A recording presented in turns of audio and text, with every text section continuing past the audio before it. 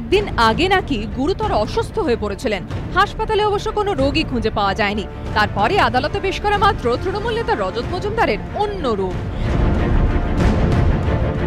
তার মুখে উঠে এলো মমতা মুকুলের নাম, যা ঘিরে রাজনৈতিক মহলে শুরু হয়ে গিয়েছে শোরগোল। বৃহস্পতিবার আলিপুর আদালতে শুনানি চলাকালীন রজত মজুমদার বলেন, 7 দিন কেন 70 দিন হেফাজতে রাখলেও আমাকে দিয়ে বলাতে পারবেন না যে আমি সুদীপ্তর কাছ থেকে টাকা নিয়ে মমতা মুকুলকে দিয়েছি। আমি রজত মজুমদার। এই সময় আদালতে উপস্থিত ছিলেন সুদীপ্ত সেনও। তাকে কার্যত হুমকি সুরে রজত মজুমদার প্রশ্ন করেন, কুণালকে তুমি বলেছো আমার হাত দিয়ে মমতা বন্দ্যোপাধ্যায় ও মুকুল রায়কে তুমি টাকা পাঠাতে? চালাকির একটা সীমা থাকে। রজতের কথার কোনো উত্তর দেননি সুদীপ্ত সেন। এরই মধ্যে সিবিআই তদন্তকারী অফিসার বি.কে করণকে উদ্দেশ্য করে রজত বলেন, আপনাদের বলে রাখছি, আমার মুখ দিয়ে একটা কথাও বের করতে পারবেন না। আমাকে হেফাজতে নিয়ে পেটানোরও হিম্মত নেই আপনাদের। প্রত্যুত্তরে সিবিআইয়ের আইনজীবী বলেন, উনি তো হুমকি দিচ্ছেন। বিচারকের উদ্দেশ্যে ধৃত তৃণমূল নেতা আরও বলেন, আমাকে রাজনৈতিক কারণে গ্রেফতার করা হয়েছে। এরা ভাবছে আমাকে ধরে যদি কোনো বড় লোককে ধরা যায়, পারবেন না, অন্তত আমাকে দিয়ে পারবেন না।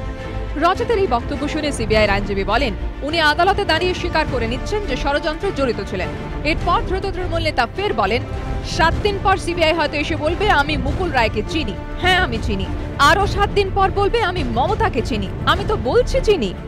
আদালতে দাঁড়িয়ে রজত মজুমদারের এই বক্তব্যকে হাতিয়ার করেছে বিরোধীরা। मैं न्यूज़पेपर के आधार पे आपके बीच में ये बातें रख रहा हूं। पहला उन्होंने बताया है, मैं बांग्लादेशी पेपर की बात कर रहा हूं, ममता हैज अ रिलेशनशिप विद जमात ए इस्लामी।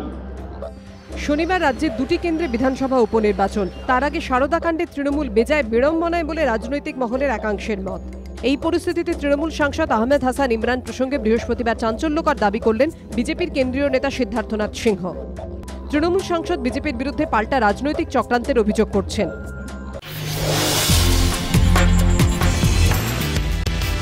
পাখির চোখ ইন্ডিয়ান সুপার লিগ ঘর গোছাতে ব্যস্ত বিভিন্ন ফ্র্যাঞ্চাইজিগুলি।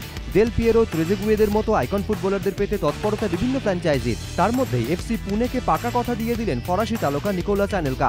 অ্যানেলকাকে পেতে ঝাঁপিয়েছিল মুম্বাই সিটি এফসি এবং পুনে। শেষ পর্যন্ত পুনেকেই বেছে নিয়েছেন তিনি। দেশের হয়ে 69টি ম্যাচ খেলেছেন অ্যানেলকা, করেছেন 14টি গোল। খেলেছেন রিয়াল মাদ্রিদ, প্যারিস সাঁজা, জুভেন্টাস, লিভারপুল, আর্সেনাল, চেলসি এবং ম্যানচেস্টার সিটির মতো ক্লাবে। অ্যানেলকার এফসি পুনে আইএসএল এ কোনো চমক দেখাতে পারে কিনা সেদিকেই তাকিয়ে ফুটবল ভক্তরা।